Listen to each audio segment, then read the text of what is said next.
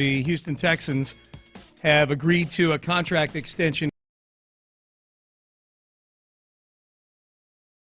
with Derek Steers, $90 million, $89 million guaranteed. I would love to know where that $1 million, like that sliver of $1 million that's not guaranteed. I'll ask Texans Cap about that because Denil Hunter, it seemed pretty similar. There's probably a $1 million that has to be, I don't know, earned or something, or I don't know. Who knows? Yeah. Because it is. It's like Nick's like, I'm not going to guarantee 100%. I'm no sucker, all right? You're not, listen, I'm not talking to Jim Brown here, okay? Well, you're a good young football player, but I'm not going to go the full Monty. You know what's funny about that is that there probably is a stigma on the fully guaranteed contract since Deshaun got his from Cleveland a few years ago.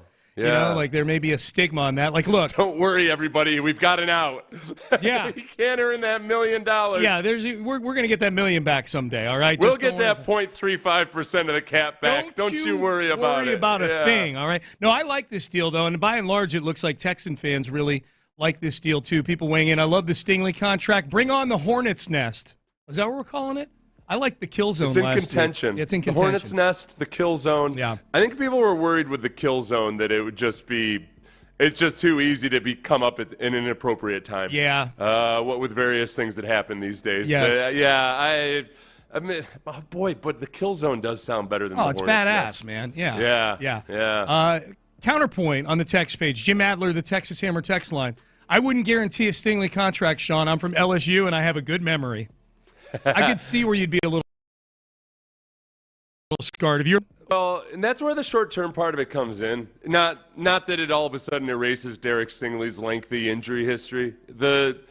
He's had 2 healthy seasons since he got to college football. 2019, his freshman year, and then last year in 2024. Mm-hmm. There were, without doing all the math, that's more unhealthy seasons than healthy seasons. Yes. by a long stretch. A lot, yeah. So this is where 2 things I think you got to take into account. One is that, as it happens with some younger players, I remember I played with Fred Taylor. Mm-hmm. Fred Taylor was injured a lot in his first few years in the league, and he figured some things out about the way to handle his body, the way to handle recovery and rehab and all that, and ended up being way more durable in the second half forever. of his career. Yeah. So, and it does happen. It happens with younger players all the time. On the baseball side of things, Carlos Correa learned how to manage it to where after a while, the only thing that was injuring him was a massage therapist, allegedly, and then whatever that anomaly in his leg was. Right. So I'm cautiously optimistic that last year's version of Stingley, a more durable and healthy one, is the one that we're going to see. Mm-hmm. But that is also why these short-term contracts, like you gave to Denil Hunter, like you did with Nico Collins, like they did with Laramie Tunsil a couple times, they're appetizing to the team because you cover your butt a little bit on the injury side of things. The carrot on the stick for the player is, all right, I'm making top of the market right now, but then in a couple years when the salary cap is increased, Yecht isn't going to be as competitive. If I just keep playing my ass off, then I can get another deal like this, either with the Texans or elsewhere. So it covers a lot of the concerns and or, productive greed of either side. Does it bother you that it was so much higher than the next closest one? I mean, this is a 20% bump over what the previous high was that was signed a week ago with J.C. Horn. Going from $25 million all the way up to $30 million. No, I like it.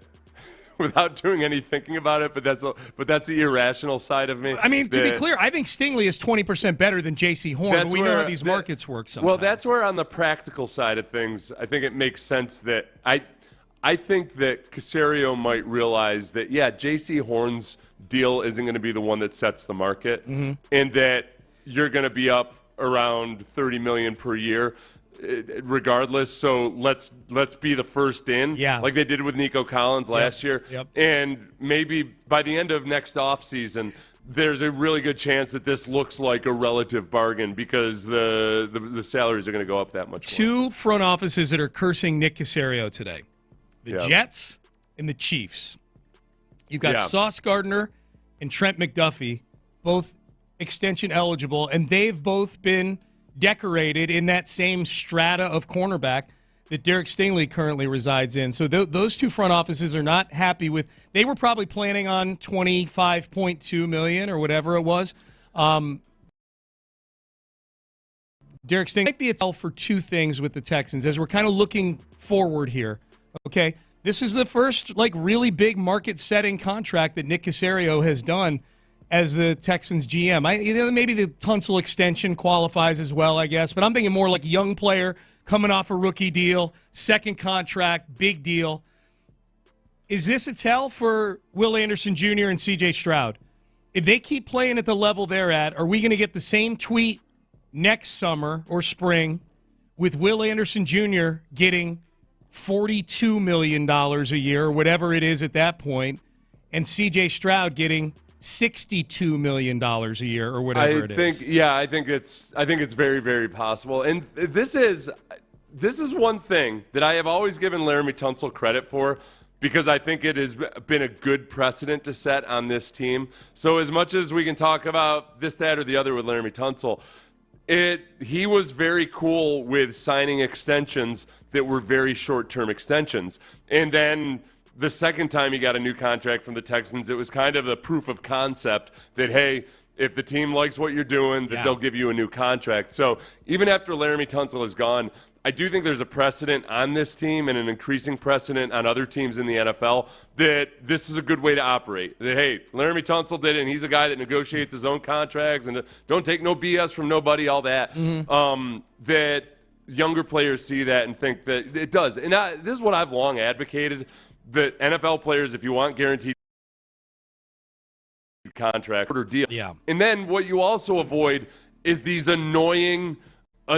incredibly annoying situations where a player decides 2 years into his 5-year deal that he's underpaid. And no, that's not fair. It's not fair. I need more. Okay, it's a 3-year deal. You're one of the top paid. Yes, if you play well, there's going to be other people that maybe you deserve more money than, but you're on a short-term contract. Yeah. Just play it out and go be a free agent. Do you think that this contract, because they paid Stingley, if you missed it, and you're just tuning in, Texans just signed Derek Stingley Jr. to a monster extension. 3 years, $90 million, nearly every penny of it guaranteed, $89 million guaranteed.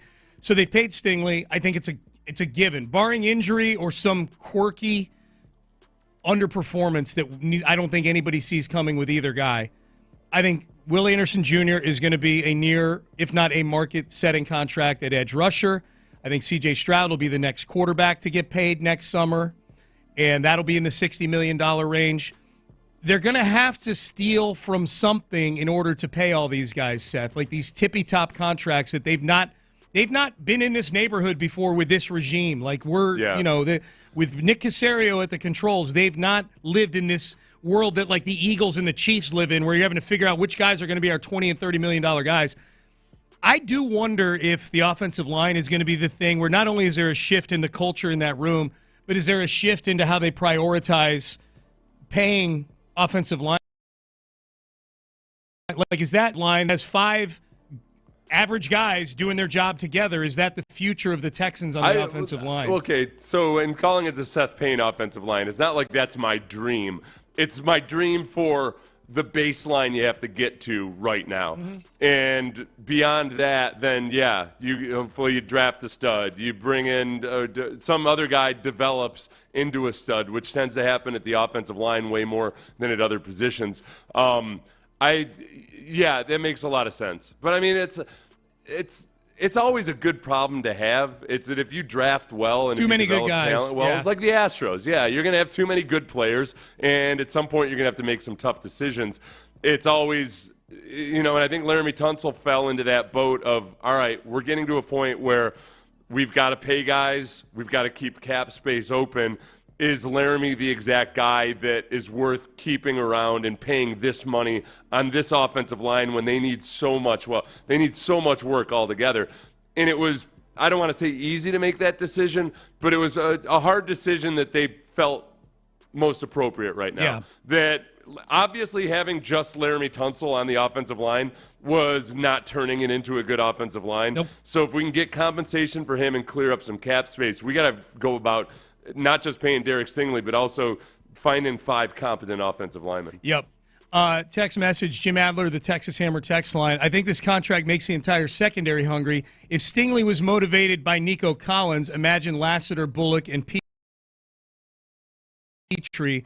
Yeah, it's a great point. I mean, that is something that you can tell from the get-go with Nick as the GM, and I would imagine with D'Amico, too. I think I've even heard D'Amico say something to this effect. They greatly value the intel of being around a guy every day versus going out. Like, Denil Hunter is an exception to the rule in them giving $24-25 million a year, even over just 2 years, to a guy who's not been in the building. And I would imagine all the intel they had on Denil Hunter was over the moon, really, really good. But there's a reason why, you know, for better or worse, like there's a reason why they paid Dalton Schultz 3 years, $36 million, instead of dipping in and maybe going and getting a tight end that they didn't know anything about, because they watched him work for that 1 year that he had the 1 year prove it deal he was on. Now that one has not worked out thus far, but I think it's the same mindset that leads them to giving Nico Collins $24 million a year and leads them to giving Derek Stingley Jr. the contract that they gave him today. Is that they watch this guy work in their ecosystem every single day. They value that intel. If you think about, boy, I mean, that's, again, without putting the cart before the horse, those are nice problems to have when it comes to time to, if you've got multiple guys on the defense that have played up to that level to where they, I mean, you can't pay them all. Like at some point you're going to have to, you're going to have to pull another Laramie Tunsil trade that maybe is a little bit more emotionally difficult. Yes. But that's a great problem to have, as it's been with the Astros for the last several years. I know it's not fun right now with the Astros, but you got to remember that this is what can be good players on your team, that you have that incredibly long World Series window. Yep. So, yeah, hopefully. But I don't want to worry about it right now because they're not at that spot, obviously. But it's definitely a good carrot on the stick for those guys. Hey, Sean and Seth, how much cap space do the Texans have now after the Stingley contract? I have no idea. I have no idea how the contract's structured. They had $19 million coming into today, according to Over the Cap. It probably won't affect the cap much at all because these extensions don't kick in until the next year usually. Right. So could be wrong on that, but like I don't think this will matter all that much. So it'll be a 3-year extension, but that doesn't include.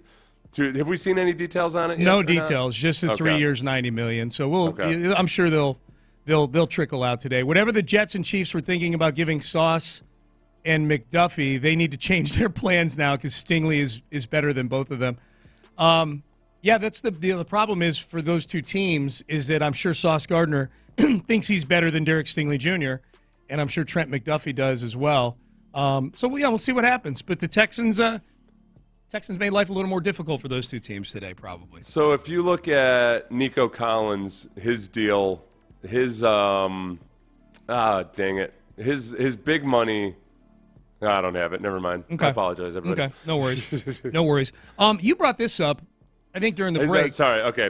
Nico Collins' first year of big salary is 2026. Okay. So he redid his deal last year, and his his salary, his base salary in 2025 is And then in 2012, oh, that's right, they redid that, so I can't go back to the original. Yeah, they restructured. I think the big money was going to kick in this year. This coming season. This coming year, a year after his rookie deal was up. They had redone the deal. So usually this first year, it's not. Derek Stingley's deal probably isn't going to affect the way the Texans operate this season. Correct. Or at least not, obviously it's going to affect the way they plan and everything, but they still have cap space. It's not going to soak up a bunch of cap space. You brought up a good question. What is Denil Hunter thinking right now? Because there have been rumors of maybe them trying to extend him. He's a restructure candidate for sure if they're trying to open up cap space because he's got a nearly fully guaranteed $25 million deal this year. But, man, the roof has been blown off some of these positional markets, and his is one of them. I would love to know what both sides are thinking right now, Denil Hunter and the Houston Texans. If there's any sort of staring contest or if there's any conversation going on, is he a guy that the Texans, as they're putting a core together, like in the NFL, I think you can put a core together that you can feel good about being together for maybe 3 years. Like that feels like the window, especially the window the Texans seem to be operating in. I don't know that I want to tack 3 more years onto Denil Hunter's deal, but I wonder if he's of mind. He wants to be here badly enough where he would tack, another year at $30-something million onto his deal. Right. It's a hard decision because he's everything that you want, but they also have a defensive end on the other side that's going to be making a boatload of money most likely pretty soon. And if you're Nick, you almost got to hope that, man, if they end up drafting a defensive end, or that maybe they feel like they just don't want to commit that long term to a guy who's in his 30s. Yeah. But it's not like they've been afraid to commit pretty big money to guys in their 30s before. I would lean toward. I would think this is what I would guess. I think Nick is cool with extending Denil Hunter for maybe one more year. But the Denil Hunter is thinking, all right, I'm only 1 year older than Myles Garrett, and if I'm going to be a free agent at the end of this season, I'm just going to go ahead and see what's out there, or see if the Texans want to pony back up as a free agent, whatever it might be. Yeah, I would have to want to be here really, really badly to forego one last dip into the pool of a market where the ceiling has now become 40. Now, it doesn't mean that Denil Hunter's getting $40 million, but it does mean he's probably getting way more than the 24 that he's currently getting. Plus, we got to remember, Denil's he's been living back at home for a year now. Yeah. And sometimes when you first move back to your hometown, it's, oh, yeah, this is awesome, man. Oh, boy, it's great being around family. And then after a while, you remember, like, oh, boy, I'm really just around family all the time now, aren't I? Whew. Whew. It happens. So right. I don't know how it is for him. It's a curiosity, man. I'm curious what's going on with that.